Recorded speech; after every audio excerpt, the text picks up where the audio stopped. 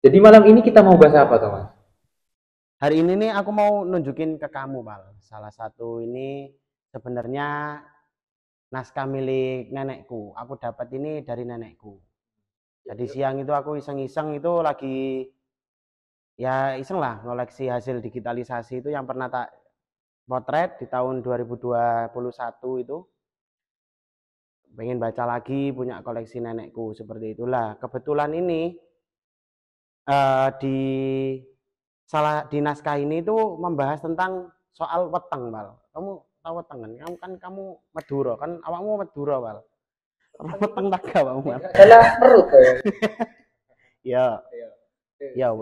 Sebelum melangkah lebih Ah, jauh, ah, ah. asal usul gimana, Thomas? Kenapa kalian bisa berkecimpung di dunia ini, naskah ini? Ya, jadi kalau ngomong soal berkecimpung nih, Bal. Awalnya itu kan aku ya berawal dari mata kuliah filologi waktu masih S1 dulu. Terus ya ada salah satu tugas itu di mana kita itu harus mencari naskah. Mencari itu harus digarisbawahi, Pak. Kalau tujuan dari mencari itu bukan untuk dijual atau untuk dilelang atau diapakan.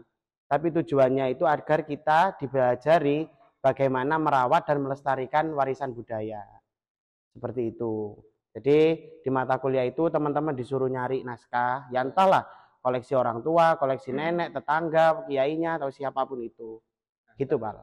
Tadi sampean kan sedikit nyepil Ya, bahwasanya naskah itu berasal dari neneknya sampean. ya, ya. Itu gimana ceritanya, Thomas? Asal ceritanya itu sebenarnya waktu mata kuliah itu aku telat, Pak. Jadi kalau soal asal usul naskah ini sebenarnya itu aku telat, Pak, mendapatkan naskah ini. Jadi waktu mata kuliah filologi itu aku udah selesai satu semester kalau nggak salah itu baru aku dapat naskah ini diamanai ya lebih tepatnya sama nenek itu. Jadi waktu itu nenek itu emang cerita kalau buyutku berarti orang tuanya nenek, aku manggilnya kan buyut. Buyutku itu dulu cerita nenekku cerita kalau buyut itu punya naskah satu peti disimpan di dalam peti. Banyak nih, jadi kan mungkin dalam bayanganku kan lebih dari satu dan itu yang bercerita seperti itu nggak cuma nenekku, ayahku juga cerita seperti itu, Pak Deku terutama itu juga bercerita seperti itu. Tapi untuk hari ini naskahnya di mana, peti itu hari ini di mana nggak ada. Alhasil waktu aku main ke Banyuwangi ke rumah nenek itu diamanai ini. Jadi waktu itu nenek langsung tak ambil alih lah istilahnya itu, Pak. Aku nek ngomong Jawa itu kira-kira nek sampean isok gelem nyimpen tak gak? Jenengan masih mau nyimpen apa enggak? Kira-kira seperti itu percakapanku. Kalau nggak mau biar tak rawat, tapi bagaimanapun ini masih punya nenek, aku hanya merawatnya. Satu saat misalkan nenek mau minta dibalikin, tak bawain dari Surabaya. Seperti itu, Pal, kalau kamu bicara asal usulnya ya. Sekilas seperti itulah. Berarti naskah itu asal usulnya turun temurun dari keluarga sendiri, Thomas ya. Kalau turun temurun itu nggak bisa dipastikan juga. Menurutku justru enggak, karena nenek itu merasa tidak diberi. Artinya mungkin waktu buyutku itu pindahan, naskah itu tertinggal. Jadi buyutku itu di usia senjanya itu dia pulang ke Cirebon, pulang ke kampung halaman canggahku lagi. Seperti itu. Tapi kan entah dari orang tuanya sampean, entah dari neneknya, Ya, itu kan bisa menceritakan naskahnya. kalau menceritakan itu belum bisa, Pak, untuk hari ini, Pak. Ya cenderung nggak bisa ya. Untuk ayahku ya justru nggak pernah tahu soal naskah ini. Tapi ayahku itu hanya bilang kalau memang si Boyot itu punya satu peti. Sebatas itu aja cerita yang aku punya. Selain itu cerita-ceritanya itu Boyotku ngajarin ke nenekku, ke kakekku, kemudian ke orang tuaku, ke ayahku ya. Kalau ibu kan orang Surabaya itu hanya sebatas langsung lisan. Jadi bukan pengajaran kita Buyut buka kitab diajari seperti ini, enggak seperti itu. Naskah apa aja yang sampean dapatkan di Banyuwangi itu ketika mengunjungi Buyut? Nah, kalau bicara soal jumlah naskah itu cuman satu, Pal. Cuman satu ini yang ditampilin di sini ini. Naskahnya cuman satu, tapi di dalam naskah ini isinya itu banyak, Pal. Jadi di awal itu bercerita soal bagaimana eh, bertani, mencari hari bertani yang baik itu ada. Terus kemudian itu ada hari-hari yang baik untuk memotong rambut itu juga ada. Kayak ini tuh Mas, kayak primbon ya. Mungkin bisa disebut primbon ya. Aku belum bisa menjudge seperti itu karena memang aku belum kompeten di bidang itu dan juga belum ada validasi dari para ahli. Jadi mungkin sementara kita sebut ini naskah simbah seperti itu, Pak. Biar mudah ya kita nanti ke depan dalam diskusi ini. Masuk sekarang kepada naskah yang akan kalian bahas. Ini naskah apa kira-kira? Sorry, Pal, bukan naskah, ini teks, Pal. Oh iya. Kita akan bahas teksnya. Oke. Pada naskah ini. Oke, betul itu, Pal. Apa pembahasan yang ada di dalam teks ini? Jadi kan ini berawal dari tadi siang ya aku iseng-iseng baca lagi naskah ini, ternyata itu ini berawal dari tulisannya Bu Elis kalau nggak salah, dosen mana ya, Bandung apa Unpad gitu, yang membahas tentang soal anti stunting. Jadi isu soal stunting itu sebenarnya di kalangan para ulama Nusantara itu sudah lama, dan mereka itu sudah merumuskan bagaimana agar ibu ketika mengandung anak ini sudah terhindar dari stunting sejak dini. Tapi basisnya itu adalah azimat, mantra, jangjawokan, seperti itu. Jadi bukan, kalau sepembacaanku ya, sependek pembacaanku itu hanya mantra-mantra seperti itu. Oh, berarti naskah yang akan kalian bahas ini tentang tentang teks ya? Ya, teksnya yang dibahas hari ini. Oke. Tentang teks yang membahas tentang seorang ibu, bagaimana caranya dia merawat bayinya. Betul. Nah, coba jelaskan ini bagaimana. Kalau dikerucutkan ke ibu aja itu aku rasa terlalu sempit ya, terlalu sempit. Jadi ini menurutku itu lebih ke peran ayah dan ibu. Lebih ke peran ayah dan ibu. Nah, ini ya. Kita lihat di sini itu, aku pakai laptop yang di sana ya, biar enak. Pertama itu kan nih, coba kamu lihat di sini, punika, doa wawatengan. Jadi asal katanya itu kan weteng, Bang. Tabu apa? Iya, di Madura. Saya kan nggak tahu Jawa toh. Yoi. Weteng kalau di Madura itu tabu. Oke, tabu. Soal tabu, Bang. Iya, Tapi tabu ini jangan kamu maknain, ya harus disubkan ya. Iya. Jadi daripada aku maknai perang tabu tuh di Arab itu. Apa perang tabu? Nah, kan nggak tahu. Iya dah. Yang aku juga nggak tahu koreknya di mana. Koreknya mana, Pal? Mana koreknya? Itu. Kayaknya korek nggak ada. Oh, ini koreknya, sorry. Iya. Lanjut. Nah, kita membahas soal weteng ya, Pal. weteng, oke. Di Maduranya tabu. Nah, gimana itu?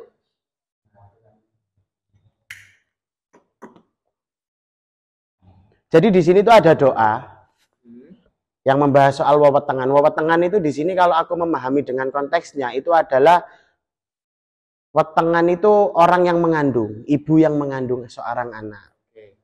Karena aku melihatnya ini kan ada di paragraf pertama ya, punika doa wewetengan. Allahumma ja'alhu madama fi batnihi solihan kamilan latifan akilan. Allahumma akhrijni min dulumatil wahmi wa akrimni binurikal fami. Allahumma aftah alaina abwaaba rahmatik wangsyur alaina khazaini rahmatika ya arhamar rahimin. Jadi dari sini itu aku rasa memiliki kesamaan, Bal, dengan apa yang diutarakan sama Bu Elis itu tadi, Bal. Jadi di mana ibu dan bapak ya, menurutku ibu dan bapak itu sudah bertanggung jawab atas keselamatan bayinya sejak bayi itu masih dikandung. Oke, kalau jadi betul kan, jadi menurutku bahwa soal isu stunting itu sudah disampaikan sejak dahulu kala oleh ulama Nusantara itu valid, karena tidak hanya ada di naskah Sunda yang diteliti oleh Bu Elis, tapi ada di naskah ini, yang notabene naskah ini punya buyutku yang itu ada di Banyuwangi dan menggunakan bahasa Jawa gitu, Bal. Nah, kira-kira dari pembacaannya sampean tadi, dari atas Allahumma ja'alhu sampai bawah ya arhamar rahimin. Iya. Maknanya itu seperti apa? Maknanya ini sangat bagus, Bal. Kalau aku boleh menerjemahkan secara bebas ya. Allahumma ja'alhu madama fi batnihi solihan.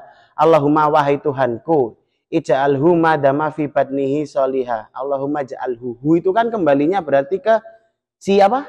Si bayi. Si jabang bayi yang ada di dalam perut ini. Ya Allah, jadikanlah jabang bayi yang ada di dalam perut ini madama fi batnihi, selama dia ada di dalam perut itu menjadi anak yang soleh, anak yang bagus, anak yang latif, maksudnya yang halus pekertinya, berakal, seperti itu. Kemudian ketika dilanjutkan doanya, Allahumma akhrijni wal Allahumma akhrijni min dulumatil hammi wa akrimni binurikal fahmi, Allahumma aftah alaina abwaaba rahmatik wa ansyur alaina khazainan rahmatika ya rahimi, lahiri, seperti itu. Itu kan kalau secara kandungan makna itu kan sangat bagus, Bal. Allahumma akhrijni, ya Allah keluarkanlah aku dari kegelapan apa? Hamun itu kesengsaraan, insya Allah kesengsaraan artinya. Kemudian wa akrimni, muliakan aku dengan apa? Karunia kepahaman, ya, dengan ilmu, seperti itu. Allahumma aftah alaina abwaaba rahmatik. Ya Allah, bukakanlah atas kami pintu-pintu rahmatmu dan juga sebarkanlah kebaikan-kebaikanmu, seperti itu. Nah, sepertinya kalau saya baca dari sini Mas, di bawahnya itu ada semacam habis ya Ar-Rahman Rahim, setelahnya ya Ar-Rahman Rahim ini itu ada bahasa ini. Kalau di Madura itu biasanya ya Mas ya, saya mengenalnya itu dengan aksara pegon. Ya, betul. Kalau ini disebut aksara pegon, iya, bahasanya Jawa. Nah, jadi bukan aksara Jawa, Pal. Iya, sorry. Aksarane pegon. Sebenarnya aku bisa baca, Mas. Aksara pegon yang ada di bawah doa ini. Nah, tapi masalahnya kebiasaanku ketika waktu aku mondok itu kan aku baca pegon yang entah itu berbahasa Madura atau berbahasa Indonesia. Iya. Tapi masalahnya di sini pakai bahasa Jawa. Nah, gimana itu cara bacanya kira-kira? Iya gitu.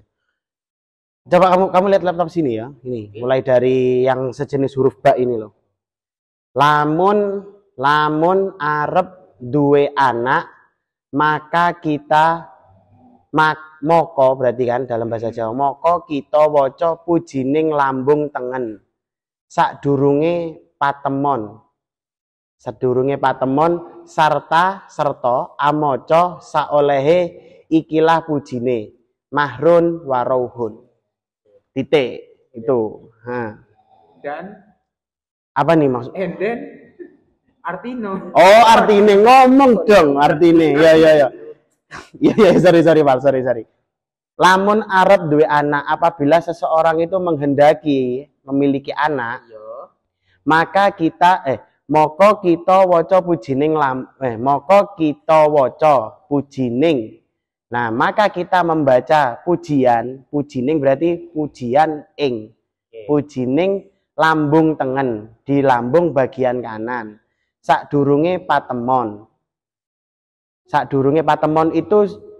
itu asal katanya temu atau temon, itu artinya bertemu. Sadurunge patemon berarti sebelum bertemu. Arti harfiahnya seperti itu. Serta amoco saoleh ikilah pujine mahrun warauhun. Jadi sebelum ayah dan ibu atau suami istri itu tadi berkumpul, maka dianjurkan untuk membaca pujian mahrun warauhun. Jadi tangannya mungkin sepahamku ya, karena aku belum pernah diajarin bagaimana prakteknya. Jadi dalam bayangan itu moko kita waca pujining lambung tangan, berarti kan tangan kita ditempel di lambung sebelah kanan, kemudian kita membaca mahrun warauhun sebisa kita. Sebisa orang yang tidak berhubungan tadi, yang tidak memproduksi anak. Ya kan mereka punya alat produksi, Wal, katanya. Canggih berarti ya, Mas. Ulama Nusantara dari dulu dan bahkan baru-baru ini yang udah dibahas oleh ya kalangan pemerintah tentang masalah stunting dan semacamnya. Tapi sebelum itu bahkan ulama-ulama Nusantara udah membahas lebih dulu kan soal stunting. Terutama ya mungkin bacaan-bacaan doa gimana caranya menjaga atau merawat anak. Betul. Iya. Nah, kemudian ada gak Mas cara azimat lah mungkin ya, azimat untuk yang khusus bahas soal doa ini.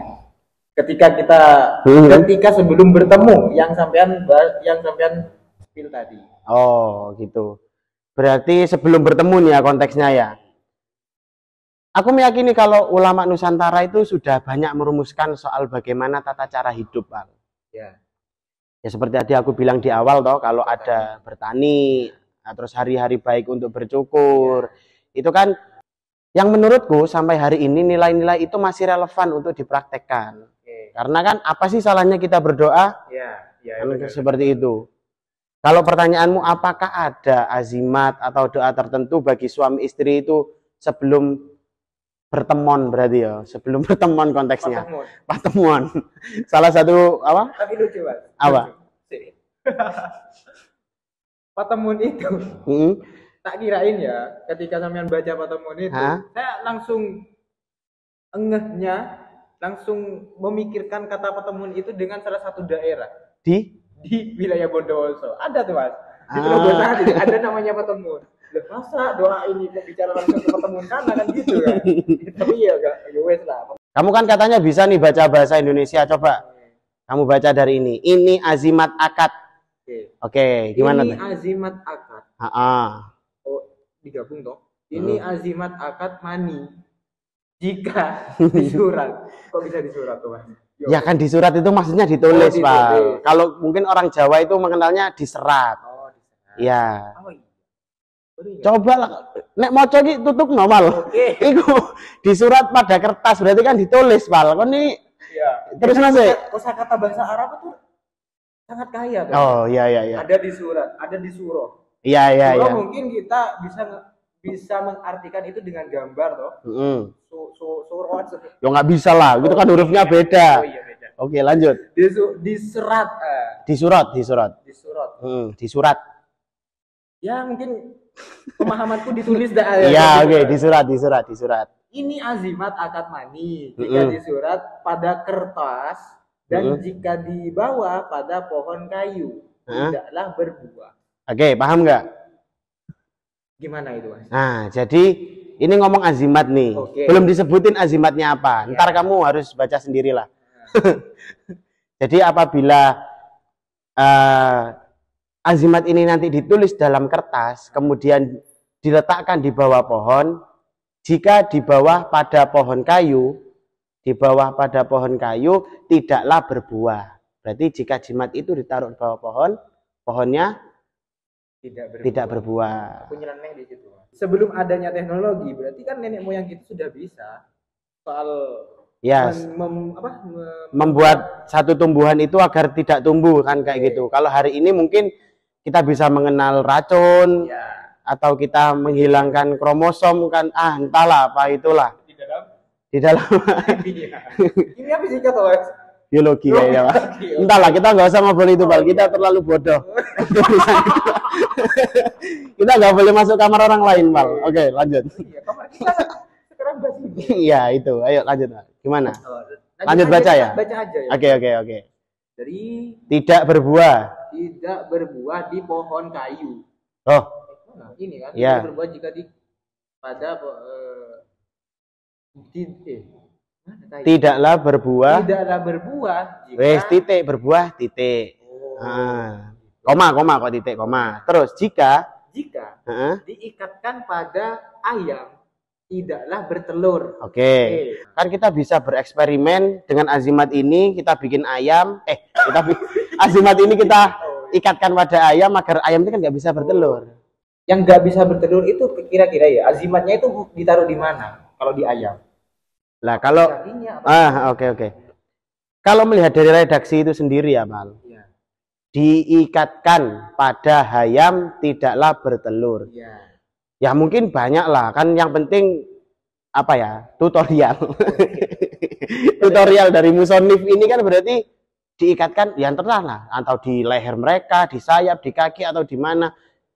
Yang pasti itu tapi nanti kamu kalau tanya diikatkan di ayam jago apa yang betina nggak tahu aku, Bal. Nggak usah tanya soal itu kamu, Bal. Yang jelas tapi kalau ikut diksi ini kan diikatkan ke ayam betina. Oh, harusnya gitu ya, karena yang bertelur tuh betina. Masa ayam bertelur jantan. Oh iya sih. Oke. Surani ya, Bal. Oke. Waktu Mas. Terus Tak lanjut aja ya. Iya. Lanjut aja. Diikatkan pada ayam tidaklah bertelur. koma. Jika Heeh. diikatkan pada pinggang tidaklah keluar mani. Nah. Iya maksudnya gimana? Nah, tadi kan kamu tanya nih, Bal, Mas, nanti ada nggak salah satu naskah atau manuskrip karya ulama Nusantara itu yang apa ya, yang membahas itu soal tutorial ya, atau ya mungkin ini bisa disebut tutorial. Tutorial itu kan bukan menganjurkan ya sifatnya, ya, bukan menganjurkan untuk seseorang itu apa yang harus dilakukan seseorang itu sebelum berjima. Mungkin yang aku temui yang terdekat itu ini. Bagaimana itu? Ini kan bicara obat kuat berarti, Bang. Iya. Kalau kan gitu. Ini kan kita bicara obat kuat berarti. Tapi obat kuat itu lagi-lagi seperti stunting di awal tadi, penanganan stunting itu bukan berbasis obat-obatan yang aku temuin, tapi berbasis azimat, doa, mantra dan lain sebagainya. Di sini juga seperti itu. Obat kuat itu berbasis dari apa ini ya namanya? Aku nggak bisa mengklasifikasikan ya. Yang penting ya, yang pasti itu adalah mantra ya. Bisa kita sebut ini mantra kayak gitu. Nah, orang Madura itu, Mas. Saya kan asalnya dari Madura swasta toh. Oke, Madura swasta Bondowoso.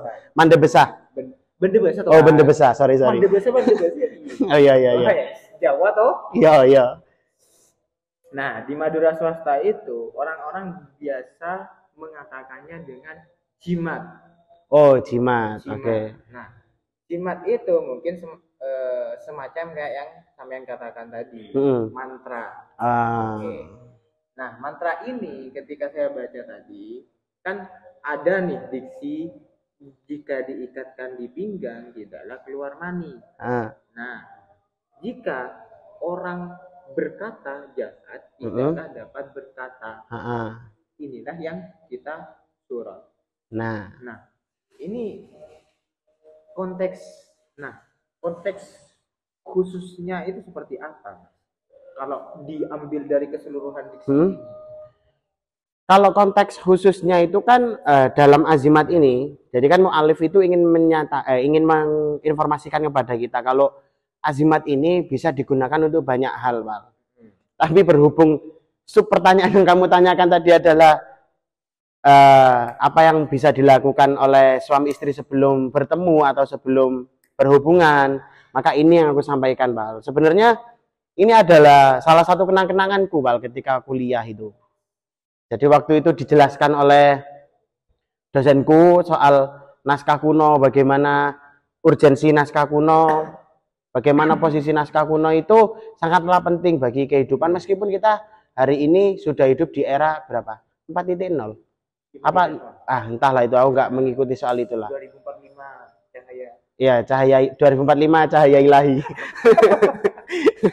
2045 Indonesia emas seperti itu. Tapi kira-kira ya sampean yakin kalau bisa pakai azimat itu? Sampai hari ini aku tidak pernah masuk untuk teks-teks seperti ini ya, untuk azimat, doa-doa. Aku tidak pernah masuk karena percaya, meyakini itu bisa diamalkan atau tidak. Aku tidak pernah masuk ke situ karena ini karena paradigmaku sendiri ya, yang basic keilmuanku ini adalah ilmu hadis yang selalu mengutamakan soal sanad, kemudian soal yang utama dalam hadis itu kan soal sanad, Bang. Sanad itu seperti agama atau bisa diartikan sebuah pokok. Apabila sanad itu tidak ada, maka karena jeglek aku pulang digoreng di mobil dina katel dadakan. Jadi untuk aku meyakini atau enggak itu, aku sampai hari ini ketika mempelajari naskah kuno, itu aku tidak pernah memposisikan diriku sampai mempercayai ini benar, ini bisa diamalkan. Kalau benar iya, kita harus ngomong kalau ini benar dan ini adalah pengetahuan masa lalu kita. Kalau aku meyakini, sebentar, karena kan bicara basic keilmuanku sendiri itu sebenarnya kan ada di ilmu hadis. Ini adalah sebuah pengetahuan tradisional. Betul. Yang diwariskan oleh ulama Nusantara. Iya. Oke. So, pertanyaanku, Bang.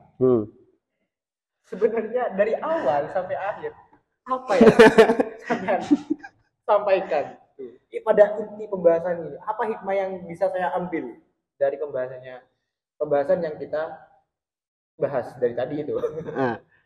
Hikmah pertama, ini pertama dan paling utama ini, Bang. Ini daripada kamu tiduran nggak jelas, terus kamu ngepush apa? Mobile Legend dengan menggunakan selenamu yang lelenya nggak jelas itu. Kayaknya lele ada di dalam. Oh iya sih. Lelemu yang nggak jelas itu, lele Selena yang nggak jelas, maka aku ajak ngobrol soal ini aja. Itu yang pertama dan utama. Sambil kita menunggu sahur, kan kayak gitu. Yang kedua itu aku mau nyampein kalau melalui dua naskah ini, pertama ini kan naskah Simbah dan kedua ini adalah naskah koleksi dosenku sendiri, itu kan yang bisa kita ambil itu bahwa para ulama terdahulu, orang-orang tua kita lah, kalau mungkin ada orang yang enggan menyebut mereka adalah seorang ulama, ya kita sebut itu adalah orang tua kita, seperti itu. Dia sudah merumuskan bagaimana anak itu sudah sudah diperhatikan sejak dini. Dari bahkan di naskah awal kamu kan ingat ya, orang tua yang sebelum bertemu itu tadi dianjurkan membaca ini. Itu kan artinya ada ada pagar tersendiri yang dibuat oleh orang tua kita untuk menjaga si jabang bayi ini. Kalau dalam naskah Simbah itu mungkin hanya berbasis doa-doa dan mantra, ya kan? Hanya berbasis doa dan mantra, ya, seperti itu. Tapi kalau di naskah ini, Bal, kalau misalkan kamu teruskan bacanya, itu ada lebih lanjut pembahasan itu bagaimana asupan gizi anak. Bukan. Ini kan ini aku harus ngomong belak-belakan asupan ya gizi orang tua. Terutama itu kalau yang aku dapat ini ya, bagaimana seorang laki-laki itu harus menjaga apa yang dikonsumsi agar sperma yang dihasilkan ketika nanti berhubungan badan itu hasilnya bagus, Val. Ya. Maksudnya mungkin mungkin akurat ya tembakannya itu kan kalau aku membayangkan ya kalau aku membayangkan di di YouTube itu kan kalau kita melihat perjalanan sperma itu kan kayak ubur-ubur. Itu ada beberapa ubur-ubur itu yang yang larinya kenceng lah. Sekelas sekelas motor NMAX lah kira-kira hari ini atau PCX gitu. Kenceng bus, gak langsung kayak gitu. Iya, kayak gitu. Itu sudah diperhatikan, maksudnya sudah diperingatkan oleh orang tua kita bahwa, kamu harus mengkonsumsi ini kan ada di bagian sini. Mungkin terlalu lama ya kalau aku harus mencarikan itu apa yang dikonsumsi dari buah pala, kemudian bagaimana cara mengkonsumsinya, komposisinya itu diambil, kalau buah pala itu komposisinya diambil 1 genggam. Setelah 1 genggam diambil itu cara memasaknya gimana? Oh, ternyata diseduh menggunakan air hangat. Kemudian diseduh menggunakan air panas, air panas, setelah itu didiamkan sampai kondisinya hangat, kan nggak mungkin panas dicelupin buah pala langsung diminum, kan yo gak selamat ilatmu, Bal. Kira-kira koyo ngono, melengkung ilatmu. Jadi ketika hangat itu nanti yang diminum. Mungkin ini bisa jadi pijakan awal ya bagi teman-teman kedokteran. Ya, orang-orang kedokteran bagaimana meneliti manfaat dari buah pala ini untuk untuk menyokong nutrisi bagi para pria. Ya ini kan kurang lebih bahasaku seperti itulah, Bang. Dan juga di sini itu kan ngomongin soal bagaimana perencanaan keluarga yang baik menurutku. Lagi-lagi di naskah yang ini.